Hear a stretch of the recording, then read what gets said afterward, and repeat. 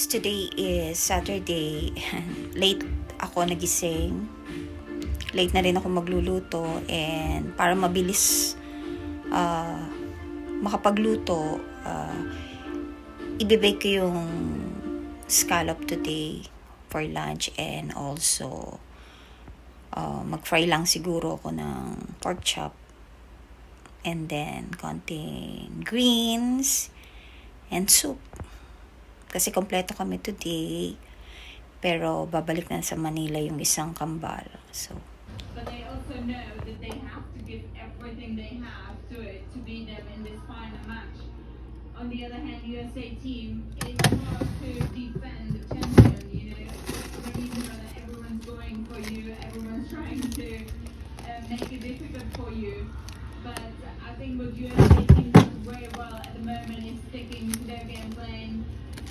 They know if they're going to put great defense in, the offense is going to come, and that's exactly, I think, what we're seeing. You know, they always have a slow start, but quarter by quarter, they're getting better and better and slowly killing the opponent. And I think and hope that Australia is going to step up in this important third quarter.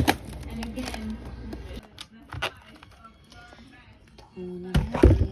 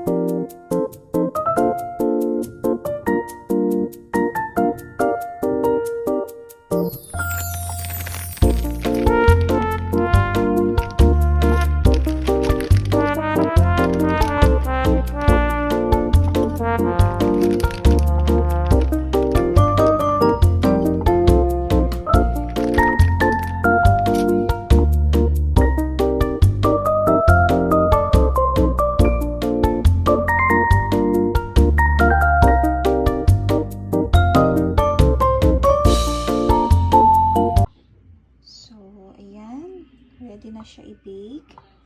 Hindi pa yan kumpleto, may natira pa doon sa i-bake din natin, second batch. So, nilagyan ko siya ng oil, and yeah, let's bake it na. So, my oven is on already, and isaset natin siya sa bake. So, ayan, bake. Nakaset siya sa bake 160, and i-preheat muna natin siya for 10 minutes. Preheat muna siya ng 10 minutes.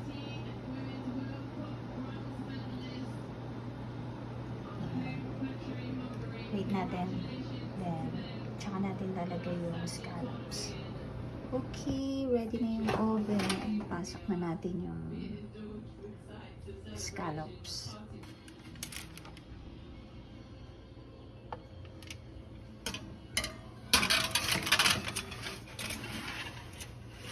Careful kasi mainit.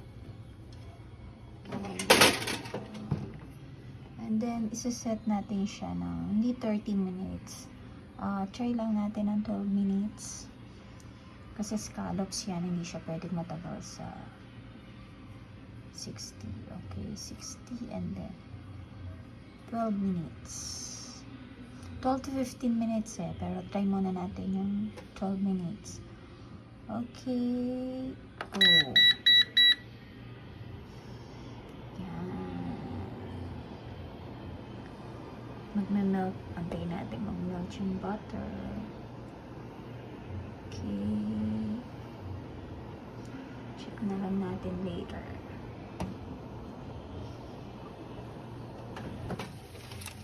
Second batch is ready.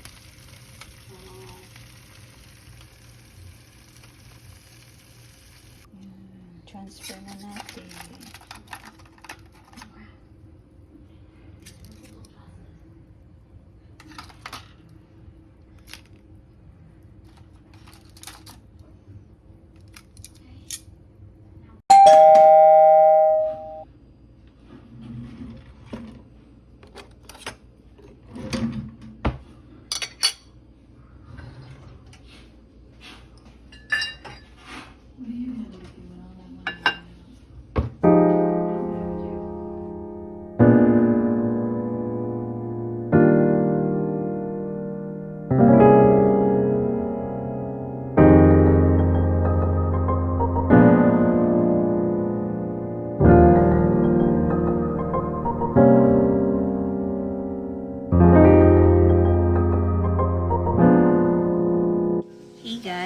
update.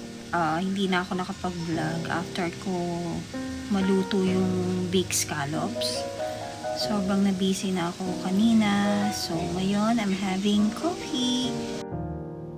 So, guys, I think I'll end the vlog here. Tomorrow, punta kami sa bahay ng mga nanay ko. Mag-visit naman kami with my sister and Ike. So,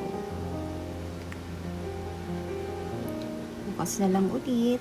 And siguro napagod ako today. Tsaka kulang din ako sa tulog. Napuyat ako kagabi. So, better na matulog ako na maaga ngayon after ko maligo. And so, that's all for today. I hope you enjoy my baked scallop recipe. Hindi ko na lang na videohan yung pork chop. And then, gumawa rin ako ng soup kanina. Yung crab and corn lang naman.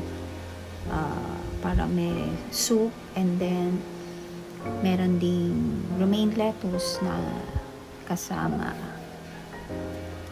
So, guys, I hope you enjoy. And see you on my next one. Bye!